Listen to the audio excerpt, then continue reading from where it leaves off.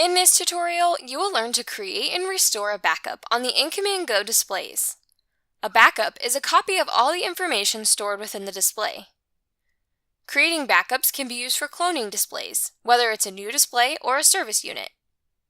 Restoring a backup file into your InCommand Go display will completely replace the current data in the display with the contents of the backup file, making it easy to load these configuration settings, products, and setup information into the new display.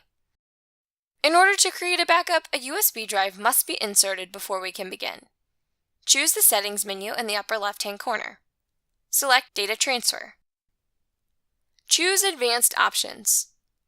Now, select Create a Backup. A backup file, or IBK4, will now be saved and stored on the USB drive inserted. If you wish for the display to shut down after the backup is created, select the checkbox on this screen now. After the backup is created, you will be returned to the home screen. To restore this backup, you must insert the USB stick containing the IBK4 file. Choose Data Transfer. Select Advanced Options. Choose Restore Backup. Reminder: the display in which you created the backup on must be on the same firmware version as the display in which you are trying to restore the backup on. The display will warn you that you are able to replace all data.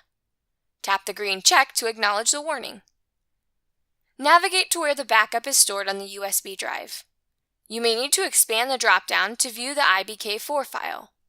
The backup we previously created has a date and time stamp. Tap the green check. Once the display backup has been restored, tap the green check. You will be returned to the home screen. Now, you will be able to create and restore a backup on the InCommand Go display.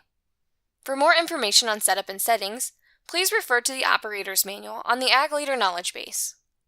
If you'd like to see more short tutorials from Ag Leader, please subscribe to our YouTube channel.